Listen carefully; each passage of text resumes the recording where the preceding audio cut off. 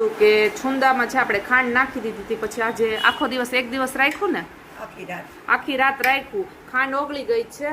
હવે ત્યારબાદ આ સફેદ કપડું છે મલમલનું, એ બાંધી દેવાનું અને ત્યારબાદ આપણે તડકામાં મૂકવાનું. અને કેટલા દિવસ તડકામાં રાખવાનું? 15 દિવસ રાખવાનું. પછી આપણો છુંદો થઈ જાય, યલો છે અત્યારના, પછી મરચું નાખીને રેડ બની જાય. ફ્રેન્ડ્સ, તમે જોઈ શકો છો. હવે આ મલમલનું કપડું બાંધી દેશે અને તડકામાં મૂકી દેવાનું આવી રીતના. અને હવે દોરી હોય ને એ આવી રીતના બાંધી દેવાની અને તડકામાં રાખવાનું. અમે તડકામાં કરીએ, કોઈક છાયામાં કરે ને, છાયામાં નો થાય, તડકામાં જ રાખવું પડે તો જ તે ચાસણી આવે ને. પછી જોવાનું ને 2 તારની કરવાની ને, આવી રીતના 2 તારની કરવાની, આવી રીતના બાંધી દેવાનું. આ તડકા છાયાનું કહેવાય. આખી બપોર રાખવાનું અને પછી થઈ જશે. પછી પાછું હું તમને દેખાડીશ આની આગળની નેક્સ્ટ પ્રોસેસ. હાનના છાયામાં લઈ લેવાનો.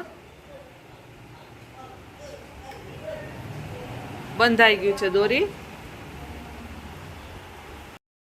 કેરી આપણે કાલે જે હળદર મીઠાથી ચોળીથી થઈ ગઈ, હવે આપણે એને સુકવવા ઉપર જઈ રહ્યા છીએ. અને આ મેથી કરી નાખી છે, આને બી સુકવવા ઉપર જાય છે. સાડલા ઉપર સુકવશું. આવી રીતનો સાડલો છે ફ્રેન્ડ્સ. હવે સૂકવી દઈશું અને પછી હું તમને બતાવું. તો અમે આ સાડલો છે કોટનનો, સાડી છે કોટનની, એ પાથરી દીધી છે. હવે આની ઉપર મેથી સુકવવા નાખું છું. જો આવી રીતે નાખી દેવાની ફ્રેન્ડ્સ, પછી છૂટી કરી નાખવાની એટલે સુકાઈ જશે સાંજ લગીમાં. આવી રીતે છૂટી કરી નાખવાની.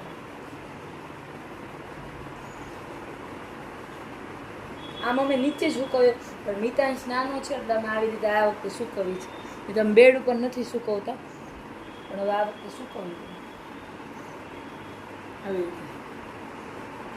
જોઈ શકો છો મેં છુંદો છે એ તડકામાં મૂકી દીધો છે.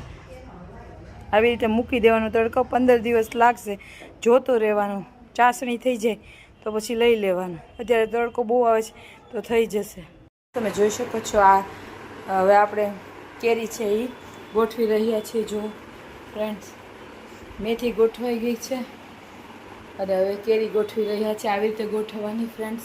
મેં સેટી ઉપર ગોઠવી છે કારણ કે નીચે જગ્યા નથી, કારણ કે બાળક નાનું હોય તો એ બધું લઈ લે અને એને તાવ આવે છે એટલે એને ખાટું કંઈ અડવા ન દેવાય. અને હમણાં એ લોકો મમ્મી દીકરાને કંઈ ખાટું ખવડાવવાનું નથી, એટલે આવું છે. એટલે